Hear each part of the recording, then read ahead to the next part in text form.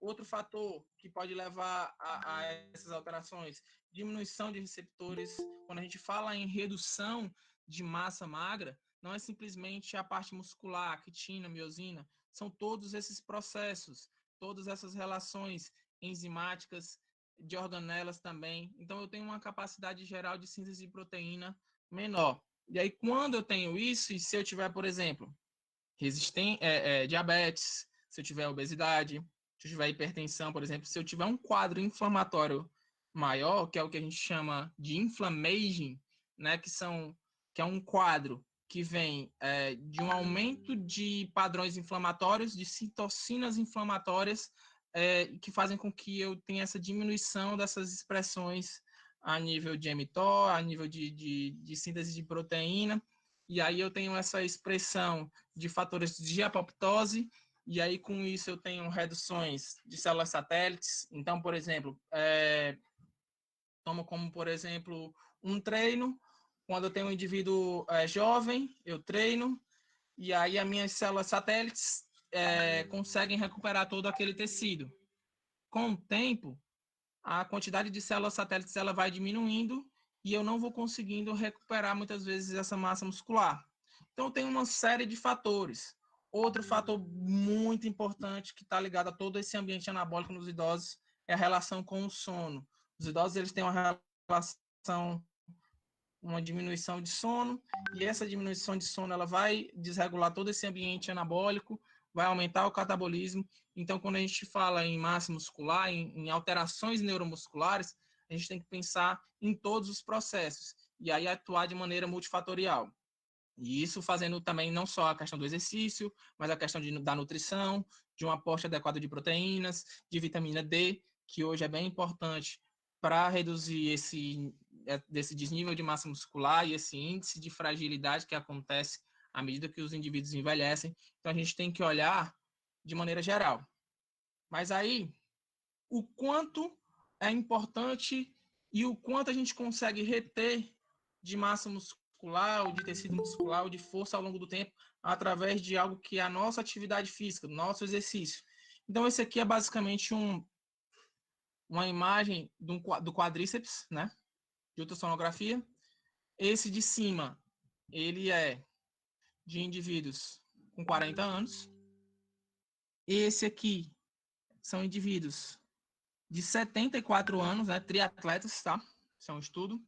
E eles pegaram atletas de triatlon com 70 anos e compararam esses três, 40 anos, 74 anos sedentário e aí 70 anos ativo. Vocês conseguem perceber que o terceiro aqui, né? Os idosos ativos e as pessoas adultas aqui, de 40 anos, não tem tanta diferença em relação à massa muscular? Vocês conseguem perceber?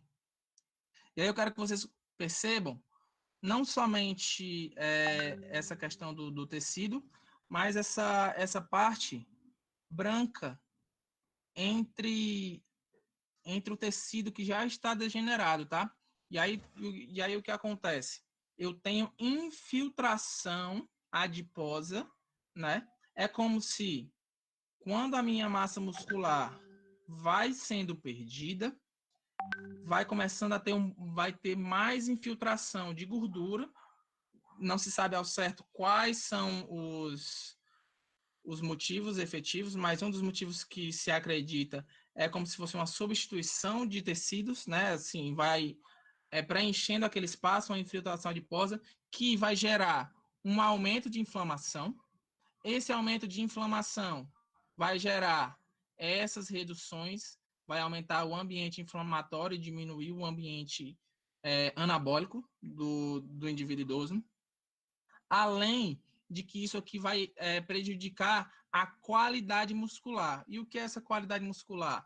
É a capacidade de força que ele consegue ter por uma secção transversa, por uma parte do músculo. O quanto esse músculo ele consegue desempenhar de força. Então, eu tenho alterações em ambientes anabólicos e alterações em função. Outro artigo bem interessante que fala sobre isso são os artigos que vêm falando que eles pegaram atletas de endurance, atletas corredores suecos de alto nível, né, de adultos de 30, 40 anos, compararam com corredores idosos, 60, de 70 anos, e esses mesmos compararam com idosos inativos. Praticamente um estudo parecido com esse, só que analisando outras coisas, né? Os níveis de força que esses indivíduos têm e que eles desempenharam ao longo do tempo. E aí eles começaram a perceber que não só massa muscular, mas esse nível de força, ele é mantido ao longo do tempo em níveis adequados, mesmo com idosos não treinando força especificamente, mas treinando endurance. Então, a atividade física, tanto a endurance quanto o treinamento de força, ele é realmente importante nessa manutenção de massa muscular, de força e de qualidade de vida para os indivíduos idosos. E aí isso vai alterar essa minha capacidade de contração, como eu estava falando para vocês. Isso aí, de maneira geral, no corpo todo, não somente em membros inferiores, mas também em membros superiores. Isso também vai alterar, e outros fatores que também alteram, além de uma massa muscular de maneira macro, mas também de microestrutura, que é liberação de cálcio pelo retículo sarcoplasmático. Então, o que é que acontece quando eu tenho uma liberação menor de cálcio pelo retículo sarcoplasmático?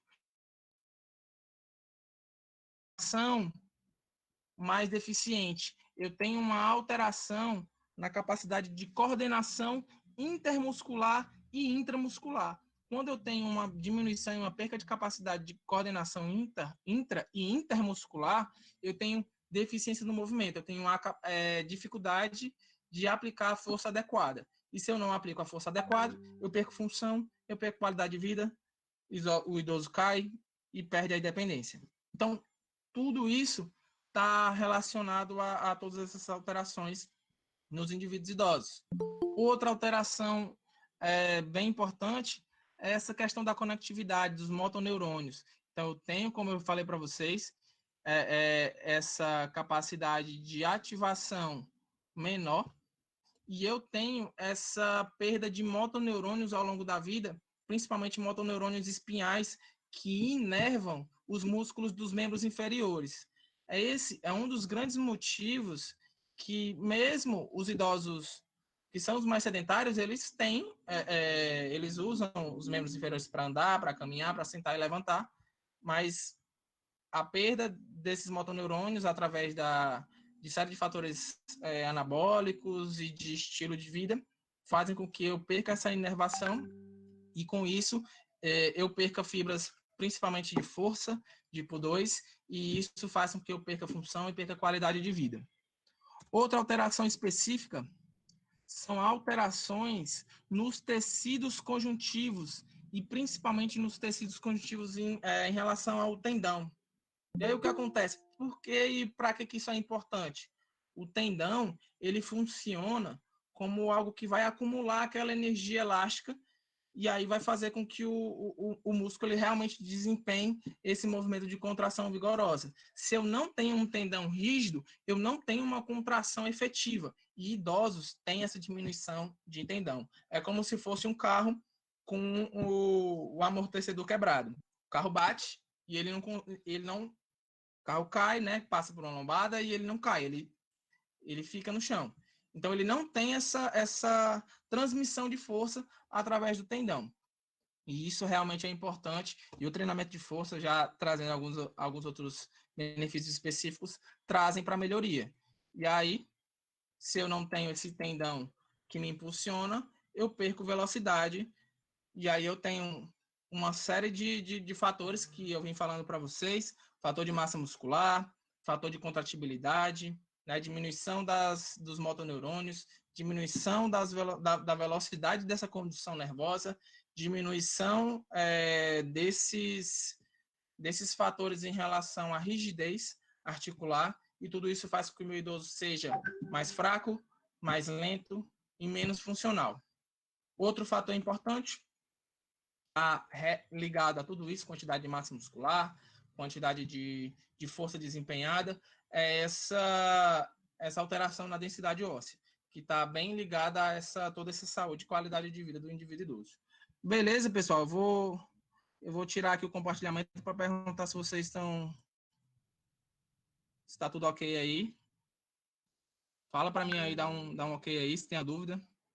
O Berg, não esquecendo do fator psicológico, sem dúvida, Berg. Os fatores psicológicos eles são realmente muito importantes em relação a, por exemplo, que a gente vai tocar um pouquinho mais aqui no assunto de quedas, né? Não só a queda, mas o medo de cair faz com que a gente iniba a atividade física, tenha movimentos sem tanta segurança, e isso também é um fator de queda. Então, são múltiplos fatores. E lógico que a gente tem que atender e atuar de maneira multidisciplinar também. Nós temos a nossa parte, como o nutricionista tem a parte deles, o geriatra, o psicólogo, o fisioterapeuta. Então, todos juntos conseguem fazer com que a gente tenha um atendimento mais adequado para esses indivíduos idosos.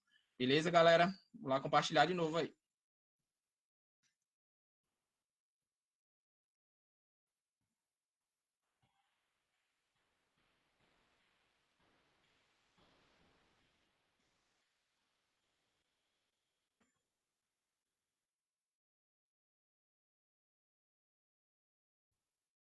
E aí, uma das alterações, né, que é uma das síndromes mais conhecidas, que é a sarcopenia, né, que é uma alteração na força, na massa muscular e trazendo esse grande prejuízo na função dos indivíduos idosos. Eu tenho essa diminuição de força, diminuição de potência, diminuição de resistência, isso acarretando, como a gente vem falando, de diminuição e alteração da capacidade e de quantidade de atividade de vida diária, aumentando o risco de quedas e fraturas, né? Indivíduos que são mais fracos, indivíduos que têm menos massa muscular, geralmente tendem a se lesionar quando caem. Eu aumento a quantidade de fadiga, porque eu tenho um indivíduo que se cansa mais rápido, que é mais fraco, e aí eu aumento a incapacidade, diminuo a atividade física, de novo, e isso é retroalimentado. Então, esse ciclo nunca para caso a gente não intervenha com exercício, com nutrição e com as atividades que são competentes para a gente estar intervindo em relação a isso. E aí, quando a gente fala de prescrição para exercícios para a saúde e aptidão física, a gente tem que falar de movimento. E aí, o que é o movimento? O movimento é a interação entre o indivíduo, o ambiente e a tarefa, culminando no ato combinado de postura e controle, na presença de padrões ativos e reativos de estabilização, manipulação e locomoção. Então, quando a gente vem falar de função, vem falar de movimento, a gente tem que pegar esses três trinômios aí, né? Estabilização, manipulação e locomoção, e aí a gente tem que prescrever em cima desses fatores.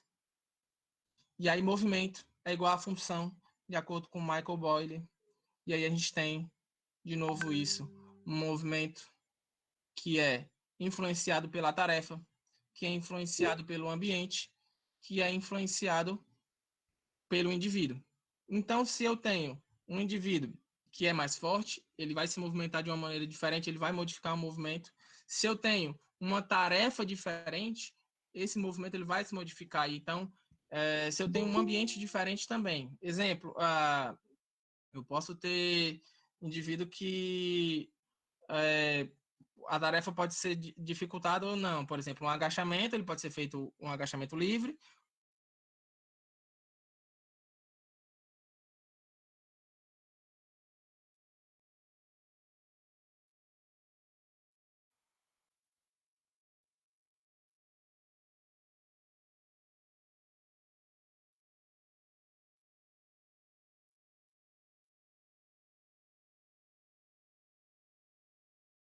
Tipo de forma como o meu aluno se locomove por esses diversos ambientes e que impactos isso vai ter no equilíbrio ou no desempenho de força. Se eu tenho um indivíduo, por exemplo, que ele está, como o Berg falou, fator psicológico, e eu citei o exemplo do medo de queda. Um indivíduo que tem um medo de queda, ele se movimenta de maneira diferente. ele é mais lento, ele é mais receoso. Então, os padrões de aptidão de um indivíduo que tem medo de queda, e tem alguns fatores que você consegue verificar se ele tem alto ou baixo nível de queda, nível de medo de queda, então você consegue verificar.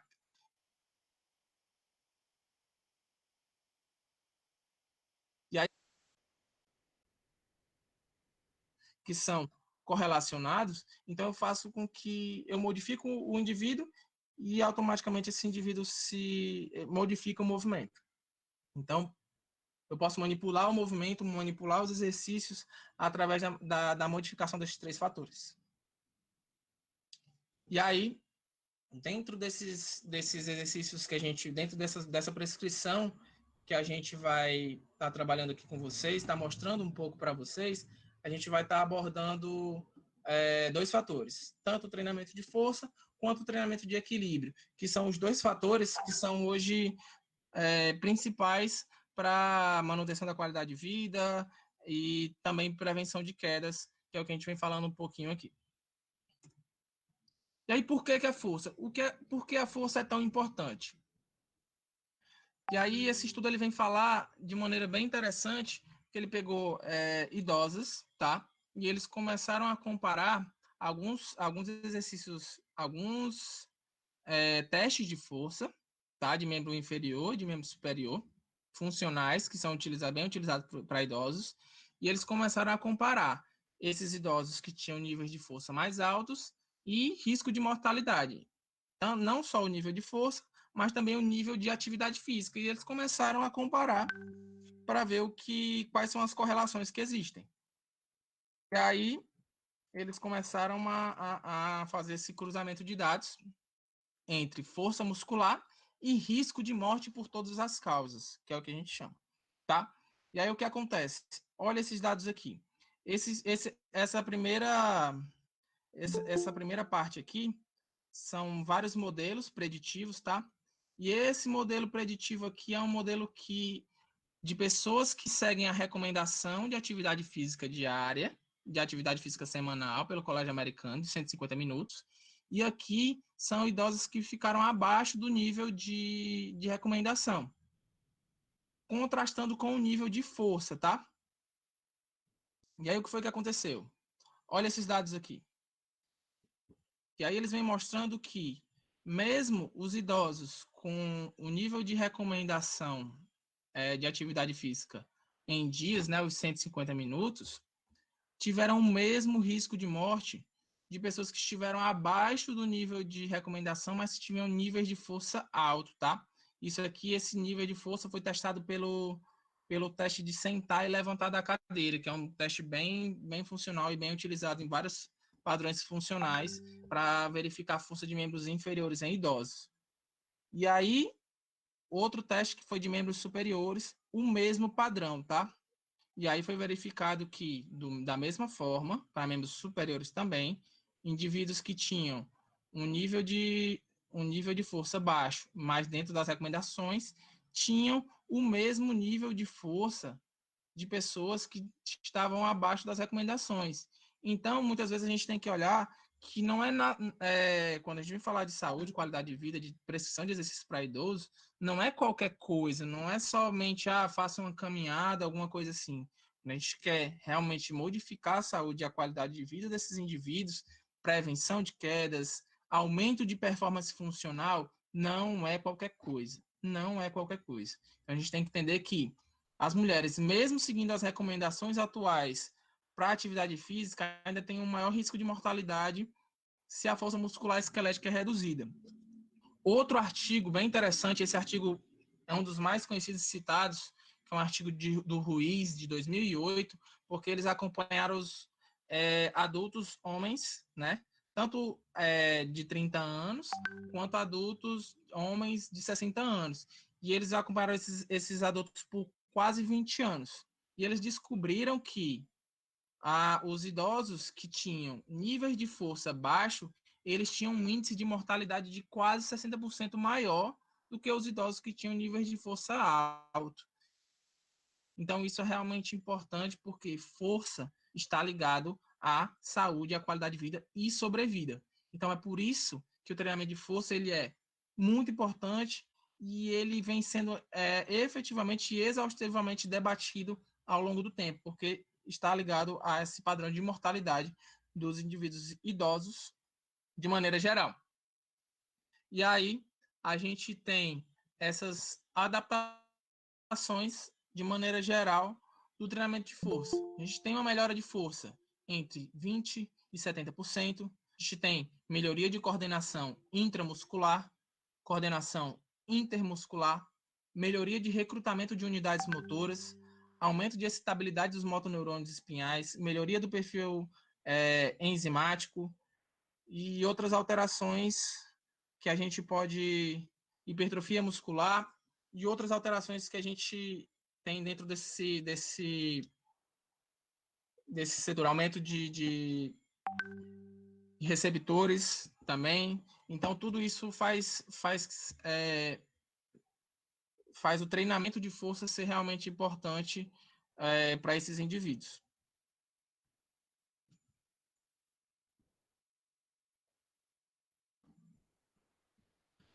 E aí, né, esse estudo é um estudo bem legal porque ele mostra algumas alterações mostrando o tipo de carga que é utilizado e quais são os impactos dessa carga, não só na força, mas também na performance funcional dos indivíduos idosos, homens e mulheres. Então, o que foi que esse estudo ele começou a avaliar? Ele avaliou, né, esse exercício em forma de circuito, geralmente era um bisete, né, de exercício de membro inferior e superior, na força, na massa muscular e nas capacidades funcionais. Aqui, treinando de forma de bisete, 2 vezes por semana, durante 12 semanas. Olha que interessante os resultados. Ele aumentou a força muscular, tá aqui, né, que é o grupo experimental e o grupo controle que não treinou. Então, ele aumentou a força muscular de maneira significativa. Tá aqui todos os parâmetros estatísticos, né? Então, ele aumentou todo esse parâmetro de força muscular. Ele aumentou a massa muscular também dos membros inferiores. Só que, olha, tá aqui o corte de secção transversa. Só que quando foram avaliar as capacidades funcionais, eles verificaram que não tiveram alterações, nem na caminhada, nem no time and go, nem em nenhuma outro tipo de avaliação funcional. E aí, eu pergunto para vocês, vou interromper aqui o compartilhamento, por que vocês acham que aconteceu isso?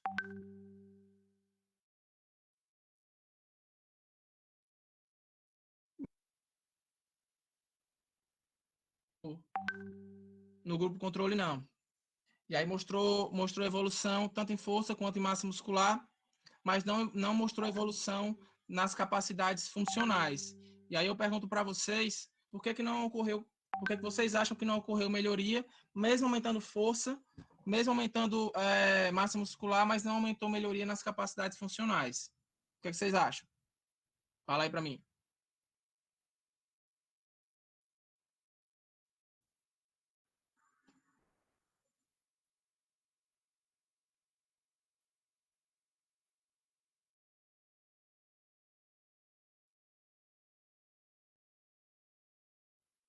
Não tá dando para ver os dados? Vocês estão me escutando, galera? Fala aí.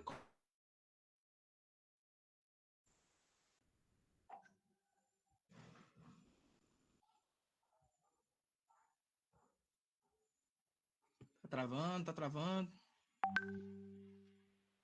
O Anderson tá escutando bem.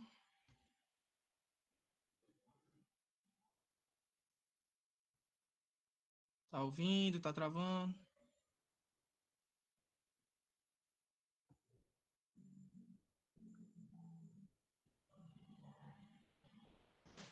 Beleza. Vocês querem que vocês querem que vocês escutaram a parte do que eu estava falando do estudo ou vocês querem que eu repita? Vi que algumas pessoas travaram aqui. Beleza. Samila falou para repetir. Tranquilo. Vou repetir. voltar aqui.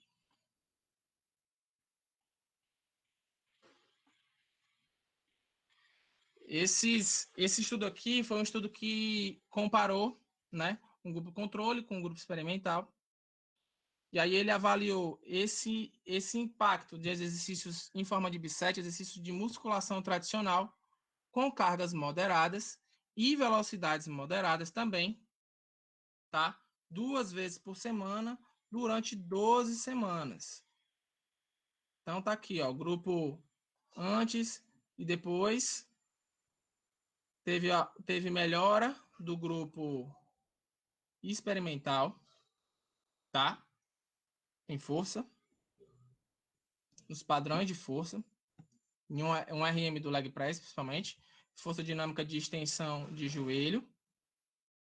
Eu tive melhora na massa muscular, no corte de secção transversa.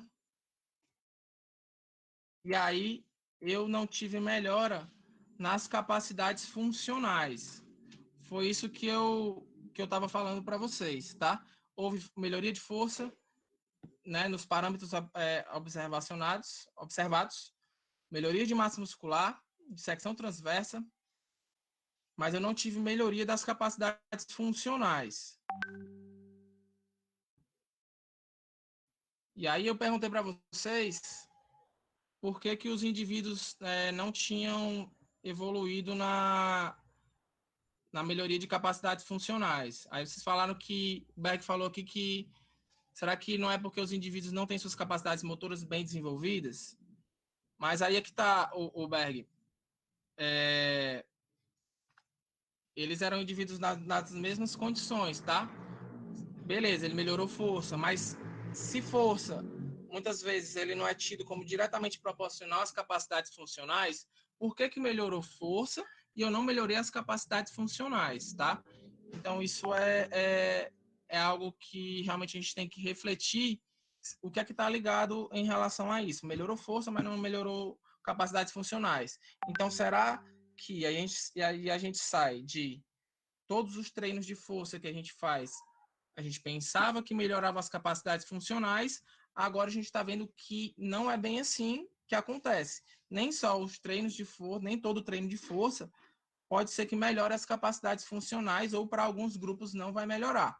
Foi isso que eu perguntei, tá?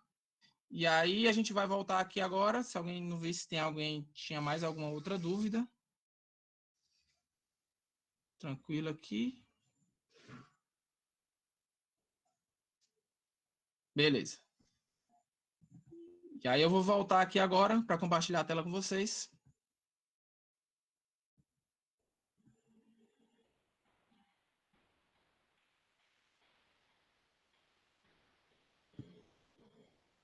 Para mostrar esse gráfico aqui. E aí ele vai fazer com que a gente entenda um pouco sobre esses conceitos, tá? E aí isso aqui foi uma avaliação, né? Isso aqui vem de estudos observacionais. E essa seta é como se fosse o decréscimo em porcentagem em massa muscular ao longo dos anos, à medida que nós envelhecemos. Essa outra seta é da capacidade de geração de força ao longo dos anos, ao longo do tempo. E essa linha vermelha é a capacidade de gerar potência ao longo dos anos, em relação à força máxima. E aí o que foi que começaram a perceber? Que a perda de potência ela precede a perda de força em indivíduos idosos e que essa potência ela é vital nas capacidades funcionais, muito maior do que a expressão de força máxima, tá? Então, geralmente é por isso que muitas vezes a gente pode ver artigos como aquele, em que os indivíduos melhoraram força, melhoraram massa muscular, mas não melhoraram a capacidade funcional, porque a expressão de potência ela não foi modificada, porque a expressão de potência está intimamente ligada a essa capacidade funcional.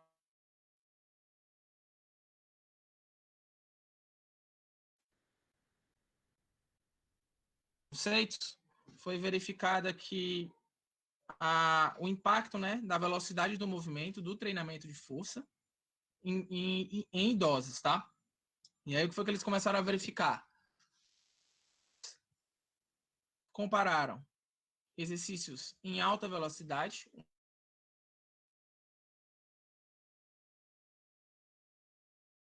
para descer, 2 para subir na fase concêntrica e na fase excêntrica, tá? Membros superiores e inferiores, sprint, capacidades funcionais e qualidade de vida. E aí, no grupo rápido, que era os exercícios, 3 séries de 8 repetições, e aí essa carga ia sendo 45 para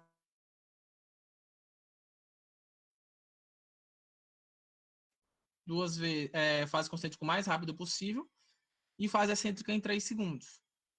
E além disso, eles usaram a medicine ball aqui para arremesso e usaram saltos contra movimentos, também dentro desse protocolo. O grupo que treinava lento não fazia nenhum arremesso de medicine ball e nenhum saltos, mas fazia exercícios de força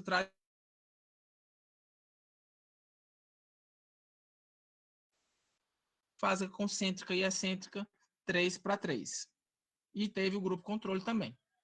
Intervalo 1 minuto, 3 vezes por semana, durante 48 horas, né, o espaço entre uma sessão e outra. E aí, quando eles olharam os resultados, esse treinamento de força baseado em altas velocidades, ele teve incrementos bem maiores na aptidão funcional dos indivíduos idosos. Ele teve esse aumento nos dois grupos, mas o grupo que treinou mais rápido, ele teve um incremento maior do que os indivíduos que treinaram de maneira mais tradicional no treinamento de força, que é o que a gente comumente vê por aí. Ou cargas mais altas, ou cargas mais leves, como a gente viu no outro estudo, e essa aptidão funcional ela foi ligada com uma expressão maior, né, nesses indivíduos que treinaram mais rápido. Os indivíduos que treinaram com potência tiveram um incremento maior nessas capacidades funcionais. Esse outro estudo aqui, ele também verificou esse impacto dessa alteração de velocidade nos indivíduos idosos, né, trabalhando 10 semanas de treinamento de potência com 10 semanas de treinamento tradicional, né? Contra 10 semanas de treinamento tradicional, 2 vezes por semana. Então, eles avaliaram força dinâmica máxima, potência e capacidades funcionais. E aí, esses idosos eram sedentários e saudáveis. Esse aqui é o quadro que mostra a evolução do grupo potência, tá? Então, no leg press, eu tive esse início, após 10 semanas, eu tive essa alteração percentual de 27% no leg press. No supino, eu tive o início com esses valores, e os valores foram para esse valor aqui de 57%, 57 quilos. E aí eu tive um aumento de 28,23%. No grupo que treinou de forma tradicional, eu tive incrementos no leg press com percentagens parecidas, tá? Olha a porcentagem bem parecida. Eu não tive diferenças significativas entre os dois grupos nos testes de força tradicional, de leg press e supino. Mas aí, quando eu vou olhar em relação os exercícios, né, os testes de potência, tá? Esse aqui, os anteriores eram testes de força, e esses, o teste de potência. Eu tive incrementos nos dois grupos, só que o grupo que treinou potência teve um incremento maior no teste de potência, enquanto o grupo que treinou tradicional teve um incremento, mas foi bem menor do que o incremento no leg press do treino do grupo que treinou potência. No grupo que treinou supino, eu tive um incremento bem significativo no grupo de potência. Eu tive um incremento no treinamento de força tradicional, mas tive uma diferença estatística muito grande entre quem treinou força e quem treinou potência, tá? Quando a gente vai avaliar os padrões funcionais, os grupos que treinaram potência tiveram incrementos enquanto que os grupos que treinou força não teve melhoria nas capacidades funcionais. Então, esse aqui é um teste de caminhada, um teste de sentar e levantar e um teste de flexão de cotovelo. Então, eu tive incrementos bem maiores, né? Não só na capacidade de expressão de potência em exercícios de leg e supino, como eu também tive melhorias. Acho que alguém está com o áudio ligado aí.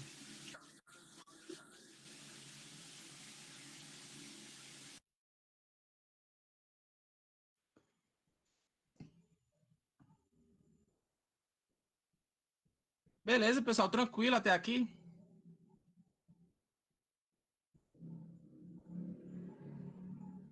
Vou ver aqui as considerações de vocês aqui, deixa eu subir.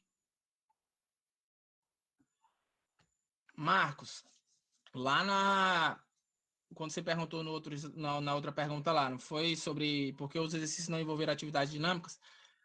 Também tem relação, mas muito mais com a velocidade do movimento do que com a própria atividade. Eu posso ter uma velocidade mais lenta, também atividade dinâmica, e não desempenhar tanta função assim. Deixa eu ver.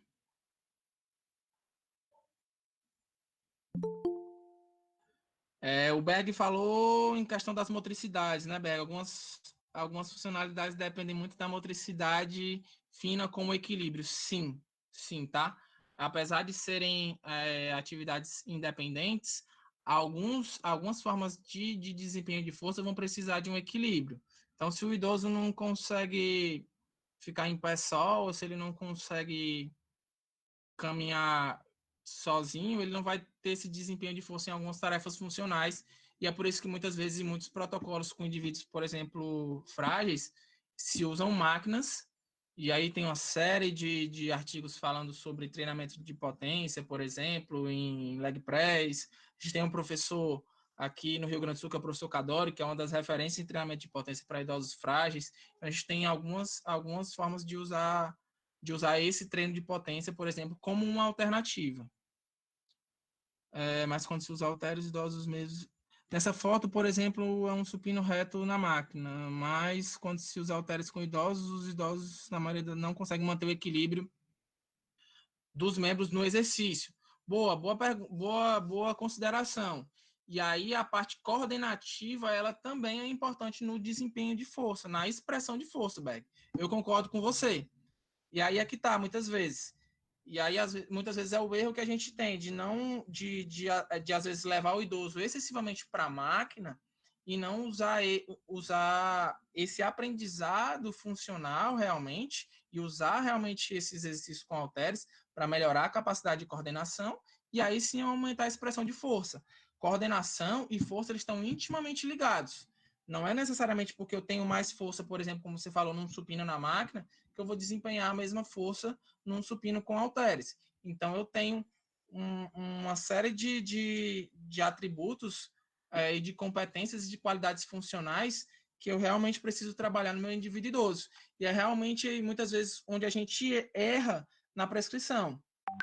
Eu acredito que trabalhar essa parte coordenativa de desempenho de movimento funcional, ela é muito importante. E aí, muitas vezes, o que, é que a gente vê na academia? Como aspecto de segurança, como o meu idoso, ele não desempenha um movimento vistoso, às vezes um movimento bonito em relação à estética do movimento, eu tiro ele do halter e levo ele para a máquina. Eu tiro a capacidade de aprendizado que ele ia ter nesse movimento e faço com que ele trabalhe só uma força em relação à máquina e que vai ser aumentar a força de maneira geral, mas ele não vai conseguir desempenhar uma capacidade coordenativa que também faz parte dos níveis de forças que ele vai desempenhar, né? do nível de força que ele vai ter ao longo do tempo, não só a força específica. Berg falou, por isso, trabalhar inicialmente as valências de equilíbrio e coordenação com os idosos. Berg, eu concordo com você. Tem algumas coisas, assim, muitas vezes a gente não consegue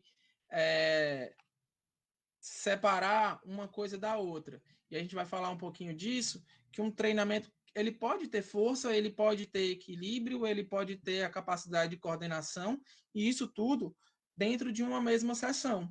Eu posso, e aí isso a gente chama de treinamento multicomponente.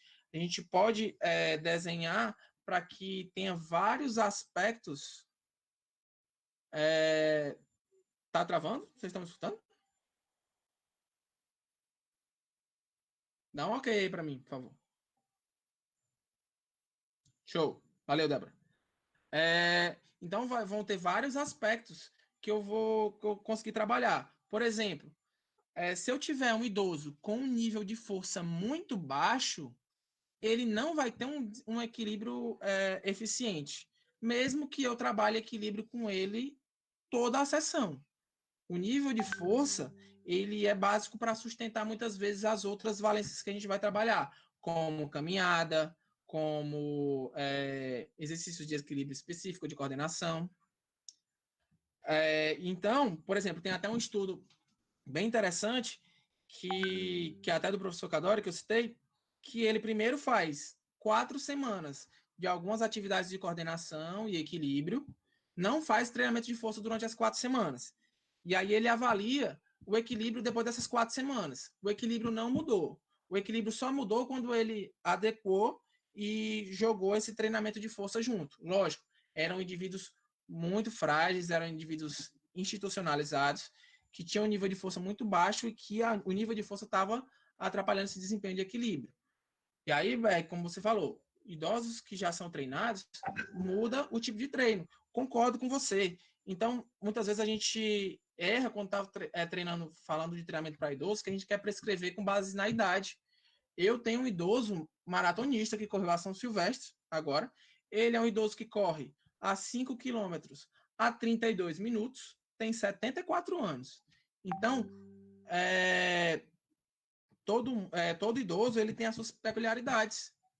E aí, falando nesse idoso, Berg, que você falou, por exemplo, eu tenho ele que tem um histórico de lesão no quadril e que ele tem um teste dele. Ele corre, olha, presta atenção.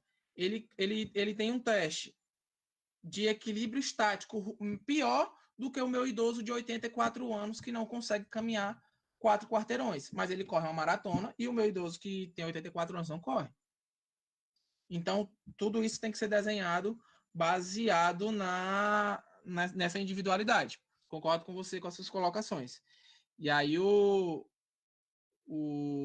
Anderson falou, né? Colocou aí o sorteio do livro Personal Moderno, pessoal. Aproveitar que ele tocou no assunto, que é um livro do qual eu sou coautor. Eu tenho exatamente, o livro é organizado pelo Thiago Panda, valeu, o Anderson. E aí eu tenho um capítulo no livro e ele traz realmente muitos insights para que a gente melhore e se adeque à profissão. Tem coisas online, estratégias offline. Depois, no final, a gente pode até conversar um pouco. Berg, aí já entra resistência também? Cara, vai depender muito das suas necessidades. O que acontece? O treinamento aeróbio, ele também é importante para a prevenção de doenças cardiovasculares. Ele é mais importante do que o treinamento de força, tá? Dentro desse estudo que eu falei do Ruiz, né, da sobrevida, a força ela não foi tão importante na melhoria e na saúde cardiovascular do que o treinamento aeróbio. Então, depende, eu colocaria, né, dependendo, porque o que acontece? Quando a gente vai falar de estudos que falam de etiologia da queda, sim, no caso do aluno que adquiriu resistência para maratona, sim, ele faz o trabalho específico da corrida, e eu pego com ele, cara, e eu tive ótimos resultados com ele trabalhando potência muscular. Trabalhei potência muscular com ele e com movimentos explosivos, e eu tive ótimos resultados mesmo de tempo de corrida mesmo menor, tá? Deixa eu... Tranquilo aí, galera. Vou voltar aí pros slides.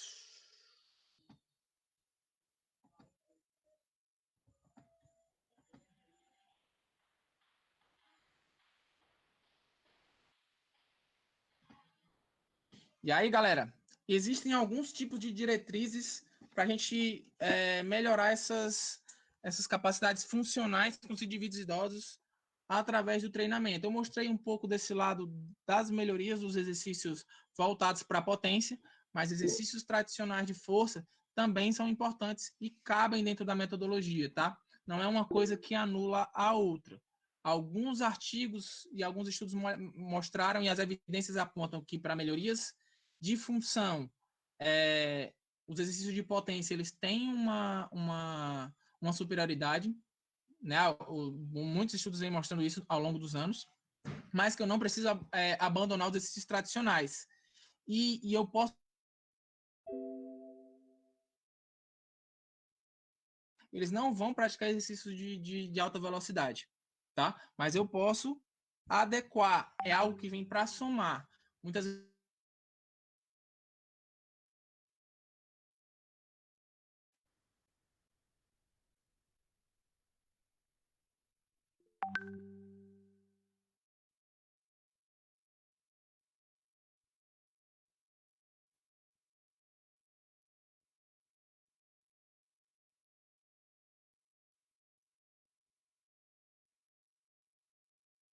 do Hackney, eles têm uma parte do treinamento focado em cargas pesadas, treinamento de força, voltado para hipertrofia, com altas cargas para idosos, 70% a 80% do RM, e ele tem uma parte do treinamento voltado para a potência. Então, ele usa os dois dentro da mesma sessão e vem trazendo excelentes resultados. Então, a gente pode combinar dois tipos de metodologias. Eu trouxe algo para vocês para trazer uma nova visão frente do que a gente vem excessivamente olhando nas academias, que são coisas geralmente mais genéricas, tá? E trazer coisas mais específicas e mais novas dentro das metodologias.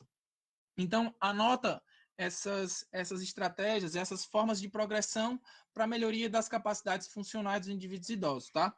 Então, anota. Com as atividades de vida diária. Potência, ele é um excelente um treino de potência, ele é um excelente fator para diminuição de quedas. A adaptação de treinos de potência, eles acontecem com cargas baixas e velocidades moderadas. Progrido para cargas baixas e velocidades mais altas.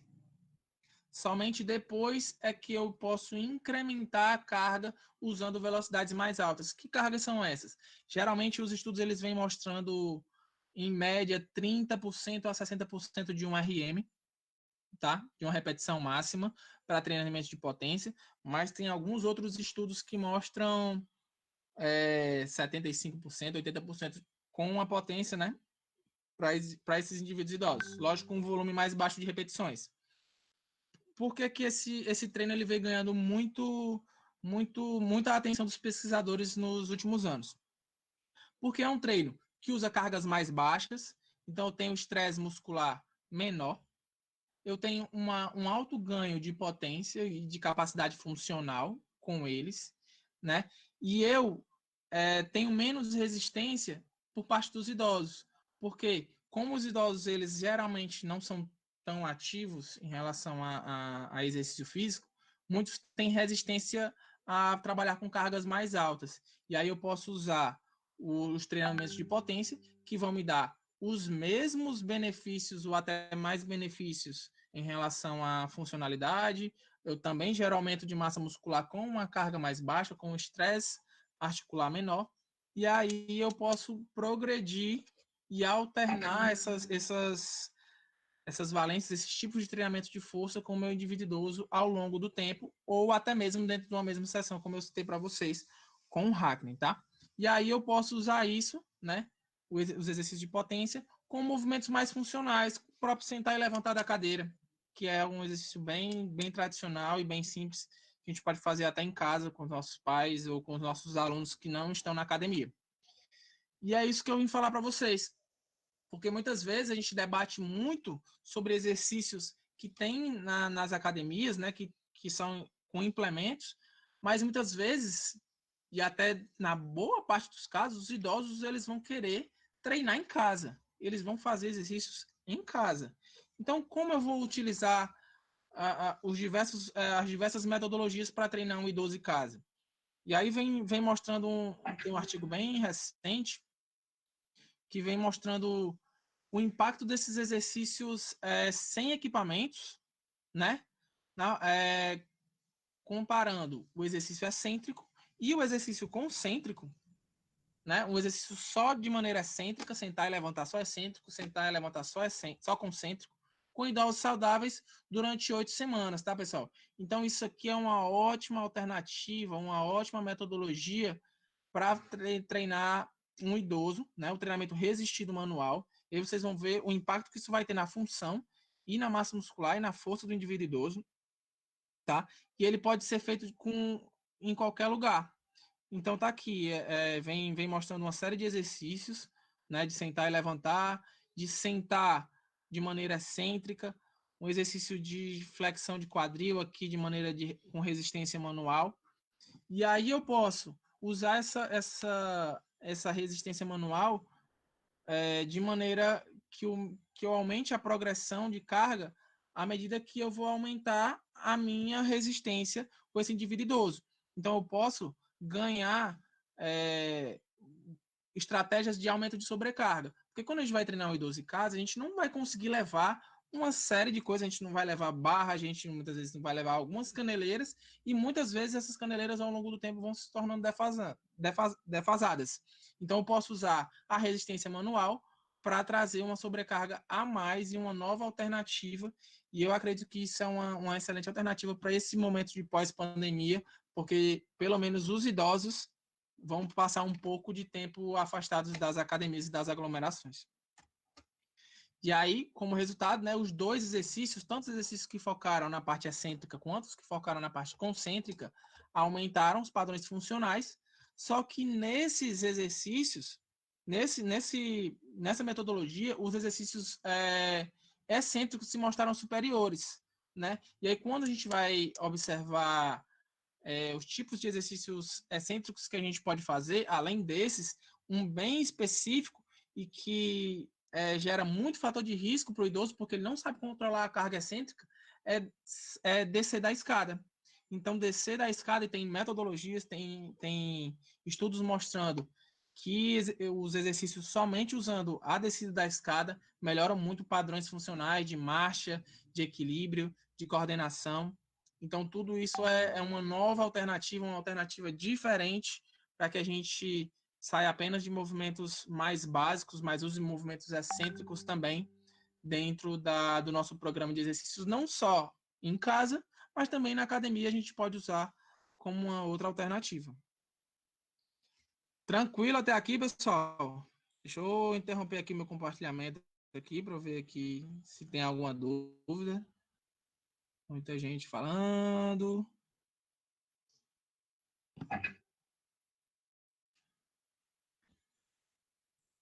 O Lucas perguntou se vou liberar os slides. Vou sim, Lucas. Pode deixar. Mando os slides pro Anderson e mando os artigos também para vocês, tá? Vocês darem uma olhada no artigo de maneira completa. Teve alguma dúvida?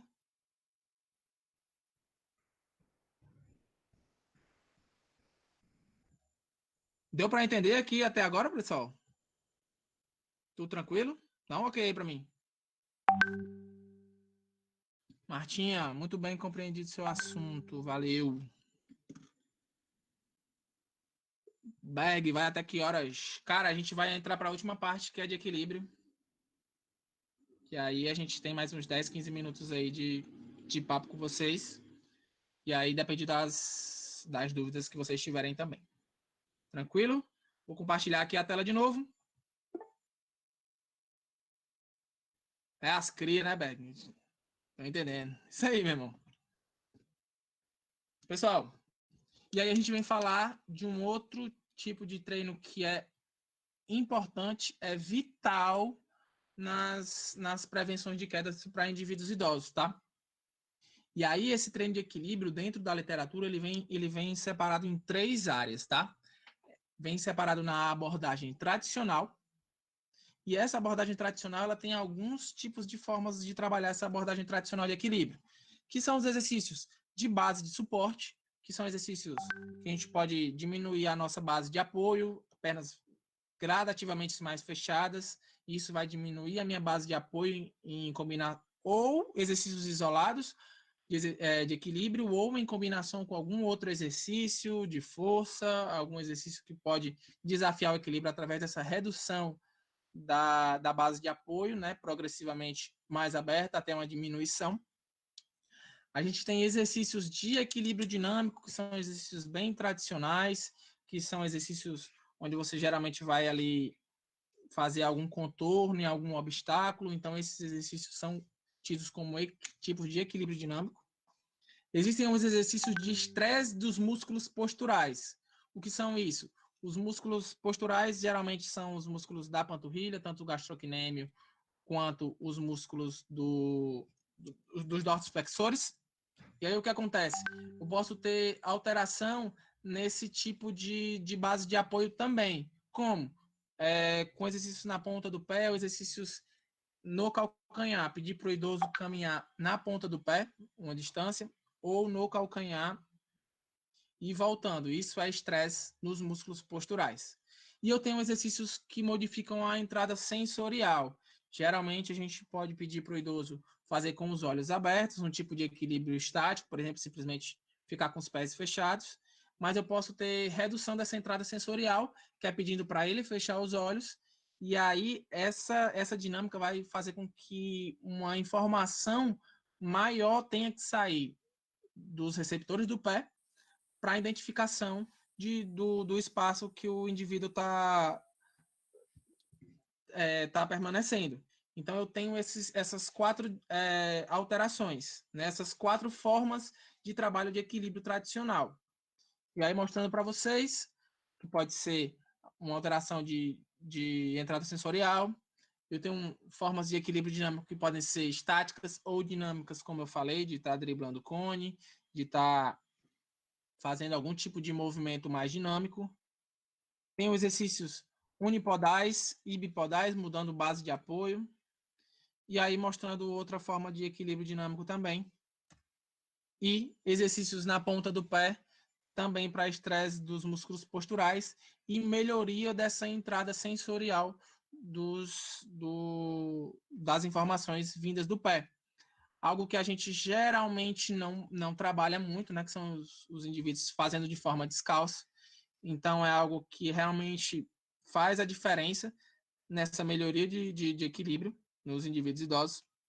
E é algo que eu realmente aconselho e é uma das formas que eu gosto bastante de trabalhar com os idosos também, para melhorar essa parte do equilíbrio. Só que o que acontece? Dentro dessa perspectiva de equilíbrio, existe uma outra forma, e isso vem muito da etiologia das quedas. Eu quero que vocês falem para mim, vou até interromper o compartilhamento para fazer essa pergunta para vocês. O que é a queda? Quero que vocês definam para mim rapidinho. Enquanto eu já te respondo, Nayara, não entendi a última dos olhos fechados. Quero que vocês definam para mim aqui o que é queda. O que é uma queda?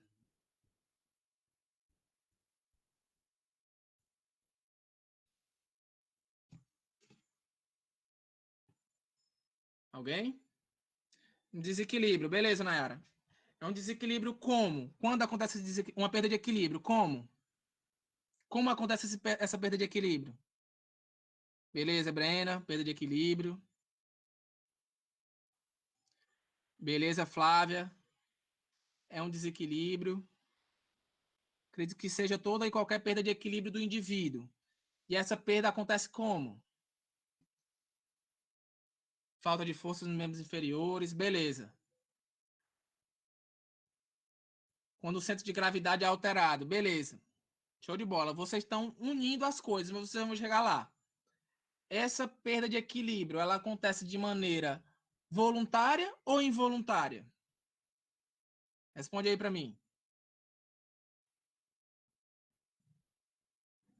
Beleza.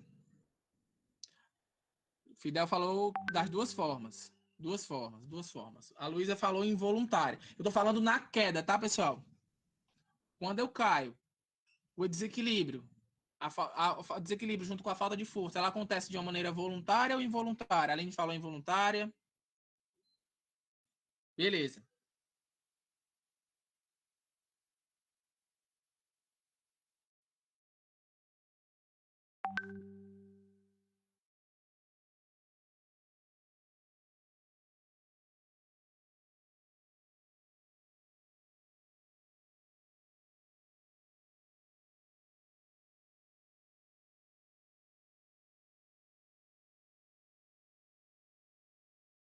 De uma informação a mais de outros meios proprioceptivos, que no caso é o pé, né, os receptores proprioceptivos do pé e a musculatura de panturrilha e dorsiflexores. Então, quando eu tenho essa privação sensorial, eu tenho essa maior informação. Isso me dá um aumento de uma gama proprioceptiva maior através desse estímulo. Travou? Travou, galera? Estão me escutando? Tá. Agora vocês estão me escutando. Beleza, voltou. Então, Nayara, o que é que eu estava falando? É que quando eu fecho os olhos, eu tenho eu dependo de uma maior entrada proprioceptiva de informação dos receptores do pé e da musculatura de panturrilha e de dorsiflexores também. Então, por quê? Porque os meus olhos eles são muito importantes nessa detecção de profundidade e na distância.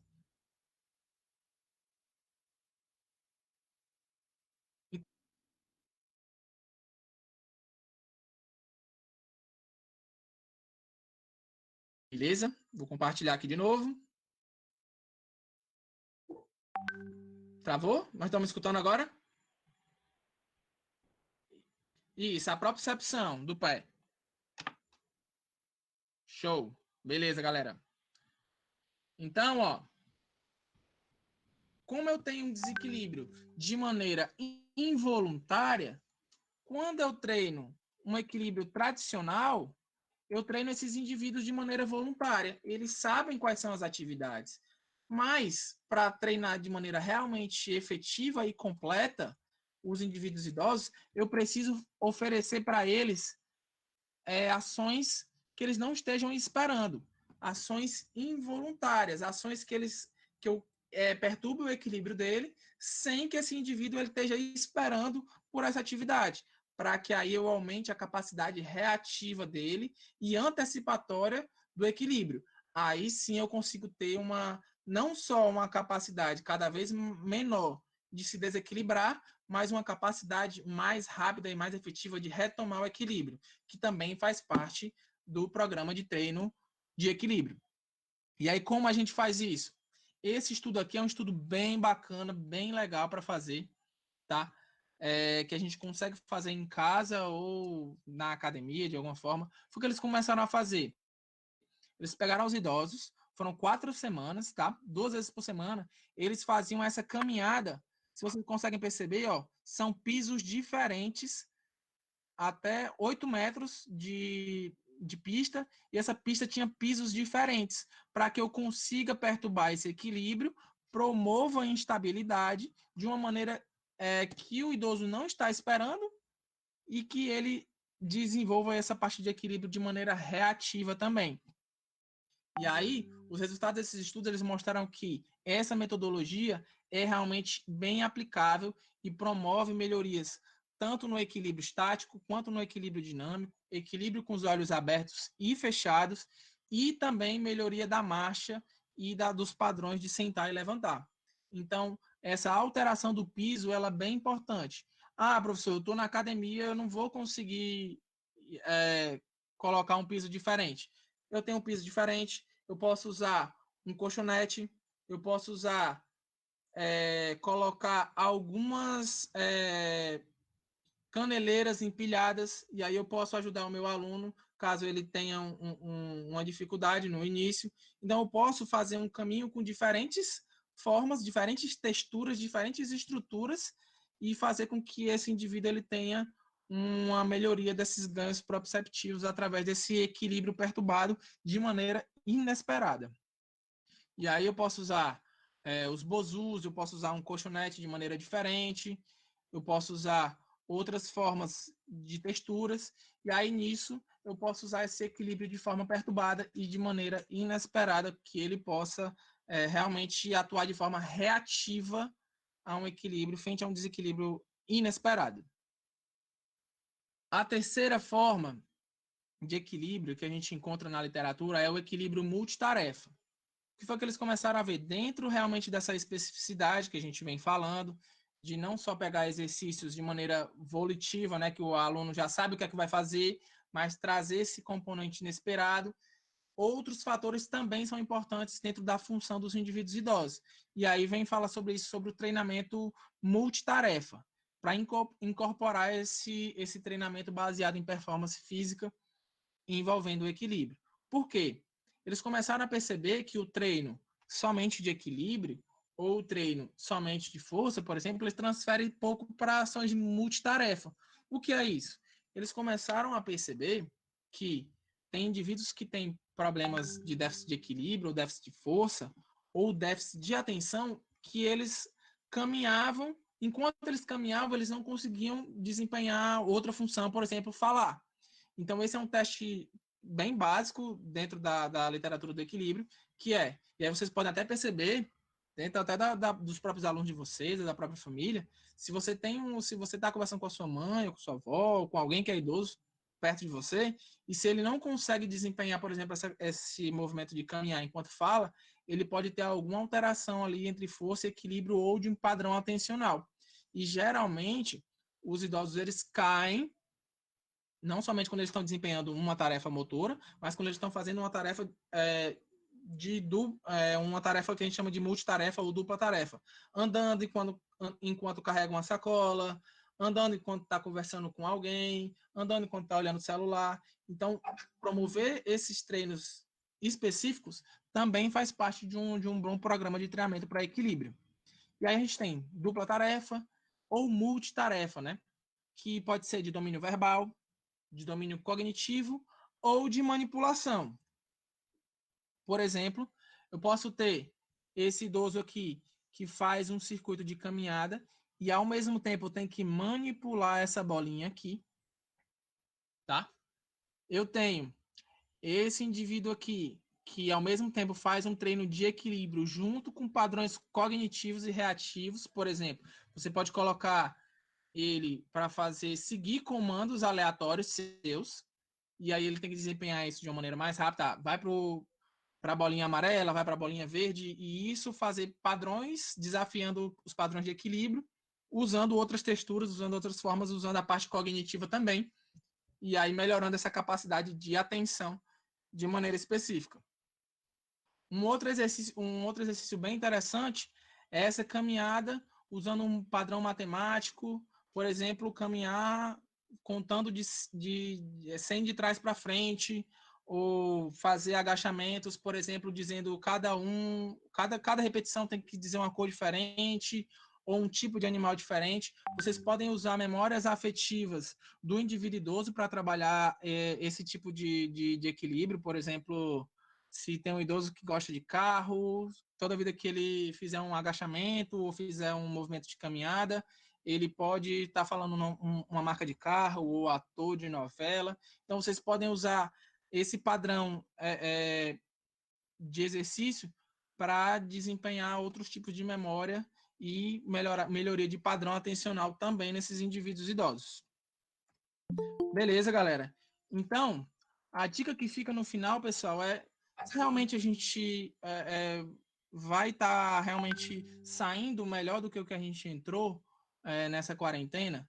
Será que realmente a gente está aproveitando esse tempo para parar, para se reorganizar, para se refletir sobre a minha atuação, não somente como profissional, mas como pessoa, e eu estou modificando alguma coisa? Será que realmente a gente está aproveitando esse momento para realmente se capacitar, para realmente evoluir, para realmente fazer algo que seja maior do que nós mesmos? Então, eu espero ter ajudado vocês um pouco em relação a esse conhecimento, né? Trouxe algumas coisas para a gente realmente refletir a nossa prática baseada em evidência e realmente crescer todos juntos como profissionais, porque eu acho que quando a educação física ela é como se fosse uma maré. Quando ela sobe para um, ela sobe para todo mundo e juntos nós estamos cada vez mais fazendo uma educação física mais respeitada e mais valorizada dentro do cenário atual. Beleza, galera? Muito obrigado pela participação, pelo engajamento. Esse aqui é o meu Instagram. Quem quiser trocar mais uma ideia, falar alguma coisa com relação a esses assuntos em relação ao envelhecimento, alguma outra coisa que eu possa ajudar, eu estou disponível para que a gente troque uma ideia, beleza? Professor Júnior. Oba! Anderson, beleza? Muito bom, Tranquilo? cara. Gostei muito da tua aula, tá? Acho que o pessoal curtiu também. Parabéns aí pela aula. E eu queria fazer uma pergunta, mas que você pudesse deixar aí para os nossos amigos Claro. uma mensagem de como. É uma dica, eu vejo que você tem no seu Instagram, nas suas redes sociais, você tem trabalhado também o lado online, assim como também o lado offline, claro. Você continua com suas aulas de personal, mas também tem trabalhado muito bem as suas redes sociais, o seu lado online. Então, eu queria que você pudesse deixar um recado para o pessoal que ainda não trabalha lá online, que tem um pouco de preconceito, ou que realmente tem um pouco de aversão, ou que acha que é uma coisa de sete cabeças.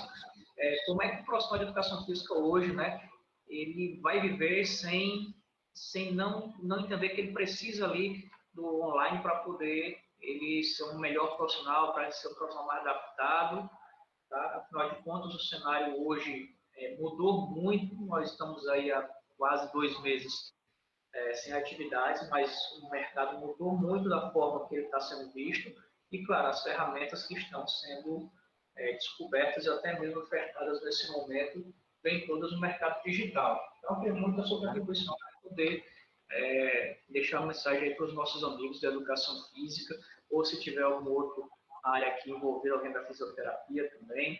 Então, queria que você deixasse um recado em relação a isso. Beleza, nem sei se tinha alguém da fisioterapia aqui, nem perguntei, nem pensei que não tinha, mas é um assunto bem interessante e que os fisioterapeutas também podem contribuir com a sua parcela em relação a esses temas. Bom, Anderson, cara, todas as crises, muitas vezes elas vêm para acelerar algo que já está em curso, tá? Então, essa tecnologia, ela já estava em curso e muitas vezes a gente não percebia porque teoricamente estava dando tudo certo, eu estava com com os meus alunos, eu estava tendo ali bons rendimentos, e aí só que o mercado ele vem mudando há muitos anos. Isso vem acontecendo devagar na nossa profissão, em outras profissões muito mais rápidas, tá? Mas não tenham dúvida, pessoal. Todo esse cenário disruptivo, a internet, a forma como nos relacionamos, a forma como a gente está aqui hoje, através da internet, trocando conhecimentos, isso não volta, pessoal. Isso é algo que vai para frente. Então, só acelerou algo que ia estar acontecendo um pouco mais para frente. Então, hoje, a gente tem que se reformular como profissional. Hoje, não tem como a gente atuar simplesmente offline. A gente não tem um alcance efetivo como a gente pode ter usando as duas ferramentas. É muitas vezes o que a gente vem falando, é só o online, é só o offline. Se eu posso adequar os dois, ter uma visibilidade, ter um posicionamento melhor enquanto profissional, de maneira mais abrangente, por que não usar? Lógico, é difícil, não é fácil, isso muitas vezes requer competências que nós não temos, que é mexer com online, mexer com Instagram, mexer com tecnologia. É realmente algo difícil, mas é algo necessário, é algo hoje vital. Hoje, se os profissionais que não se adequarem, não estou falando só da educação física ou da fisioterapia, ou de qualquer outra profissão, se não se adequarem a esse modelo e a essa presença online, nós vamos tender a desaparecer esses profissionais. Então, quem não se adequar, infelizmente, vai ficar de fora do mercado, porque vai cada vez mais perder parcela de mercado, perder a atuação para outras pessoas que estão usando as redes sociais ao seu favor. E ela é muito importante para te trazer um reconhecimento melhor, te trazer uma autoridade, fazer com que as pessoas te conheçam. O Anderson falou aqui que tem gente de outros estados, tem gente de fora, ele mandou um print da Angola. Se não fosse as redes sociais, se não fosse esse impacto que a internet traz de maneira positiva, como é que a gente ia ter esse acesso? Então a gente tem que usar isso ao nosso favor, se modernizando. Não é à toa que aí eu disponibilizei pro Anderson, né, o livro Personal Moderno, né, para a gente tá fazendo um sorteio para vocês, para pessoas que realmente fazem a diferença na área da educação física, se tiver alguém da fisioterapia aqui também, que são realmente as pessoas que vão mudar e que vêm mudando a nossa profissão. São pessoas que às 10 horas da noite estão aqui dispostas a aprender um pouco mais, a trocar um pouco de conhecimento aqui com todos nós e pessoas como o Anderson, com uma iniciativa dessa.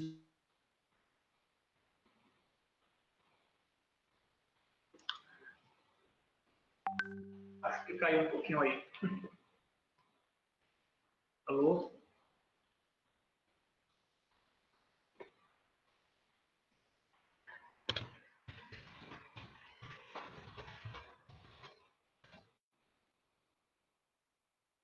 Alô, Júnior?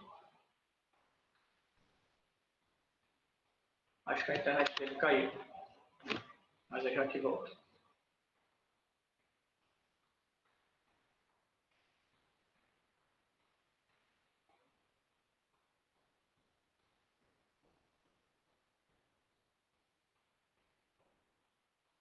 Alô?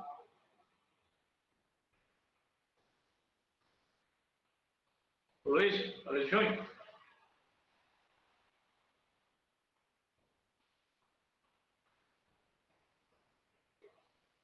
Não, acabou de vez não. Ele vai voltar aqui. Ele saiu para poder voltar. Só um minutinho, pessoal. Então, dando continuidade ao que o Aloysio falou, esse momento é extremamente importante para a gente poder estudar um pouco de outras áreas, para que a gente possa voltar sendo um profissional cada vez melhor. Então, se nós já fazíamos um bom trabalho, esse momento agora, ele faz com que reflitamos em relação a tudo que a gente fazia até aqui, para que a gente possa evoluir e ser, sim, um profissional cada vez melhor. Júlio, a internet deve ter caído, né? Aí, Foi, tranquilo. tava aqui. Então, a gente precisa refletir sobre todas essas ações que a gente fazia até o dia 18 de março, e do dia 18 de março é um marco que pega a vida de todo mundo, 18 e 19 de março, para que muda, né, ferozmente, sem pena, sem pedir licença, e muda todo o cenário do mundo, né? Nem de uma cidade, né? Nem de um país, mas do mundo todo.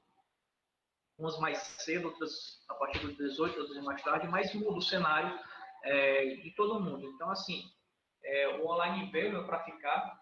O Júnior faz isso, o Firmino também faz isso. O irmão dele, que vai estar conosco na quarta-feira, falando sobre a parte de gestão de exercício físico. Então, os meninos aí estão sempre muito bem assessorados e trabalhando e estudando para poder ser realmente uma autoridade no mercado que eles têm escolhido, e no mercado de nicho, né? Claro, principalmente, né, Júnior? Porque pouca gente realmente... Exatamente. É um mercado nicho, né? Aquele mercado que você vai ter uma alta competitividade porque é uma coisa que é interessante para todo mundo. Não, às vezes a pessoa não gosta. Então, eu digo muito para meus alunos nas aulas que eles escolham um nicho de mercado para atuar e ser referência, ser autoridade nesse mercado. Aí não ser mais um profissional atuando na mesma área. Né? Pois é, cara, assim, era o que eu até comentei na palestra, né? E existem muitas coisas, existem idosos, diabéticos, hipertensos, pessoas com problemas cardiovasculares. Então, existe uma série de nichos que você pode atuar e que a competitividade é baixa porque as pessoas não querem, na verdade, não querem estudar, não querem se capacitar. São grupos que você precisa ter realmente um estudo muito maior, mas com certeza, pessoal, o retorno é na mesma proporção, tá? Então tem muita coisa aí, a gente precisa realmente se modernizar e evoluir. Júnior, como é que vai fazer esse sorteio agora? Cara, você pensa que a gente fazer esse sorteio aí? Cara, se você. Talvez você tenha o nome de todos, né? Se você quiser sortear posteriormente aí no grupo, eu não sei como é que. Como é Não, que... mas é o seguinte, a gente tem aqui na lista, nós temos aqui 277 pessoas, né? Mas Aham. que vieram para essa aula, vieram em torno de 100 e poucas pessoas que passaram por aqui hoje. Né? Então, Tá. eu queria fazer um sorteio com essas Com quem realmente pessoas. está aqui. Com Concordo. quem realmente está aqui. Então, eu quero que quem está aqui agora, tá? Vai lá no... Eu vou colocar aqui o WhatsApp, tá? Você coloca lá o nome que eu vou numerar e vou sortear para vocês amanhã na aula do William, de escoliose. Sobre escoliose, não perca, tema muito bacana. Aqui é porque Nayara entrou e saiu gente, entendeu? Então, na contagem aqui tinha 106, 107 pessoas que entraram e saíram, né? Ficou 84, aí saiu um, entra outro. Então, são os que passaram por aqui. Então, e aqui até agora, pessoal, tem 56 pessoas. 56, vai lá no WhatsApp. Eu vou deixar o contato aqui, tá? E vai dizer assim, eu quero quem participar do sorteio, beleza? Vou deixar aqui no chat o contato, que é para vocês passarem a mensagem, tá? Porque aí fica melhor para poder fazer o sorteio, né? Manda mensagem para esse WhatsApp. Anderson, acho que o pessoal tá dizendo que tava falhando aqui. Tu repetia o que você tava falando. Ah, tá. Pessoal, vamos lá. Para quem estava falhando, eu peço que mandem mensagem para esse WhatsApp, 88992037716, tá? Coloca lá. Eu estava na aula, e as 56 pessoas que estão aqui, são 56 pessoas. Eu estou batendo print aqui de algumas, para não ter esse negócio de gente a mais, que vão concorrer ao livro do professor Luiz Júnior. E amanhã eu faço o sorteio durante a aula do professor William, tá bom? Não perca amanhã, aula muito bacana sobre escoliose.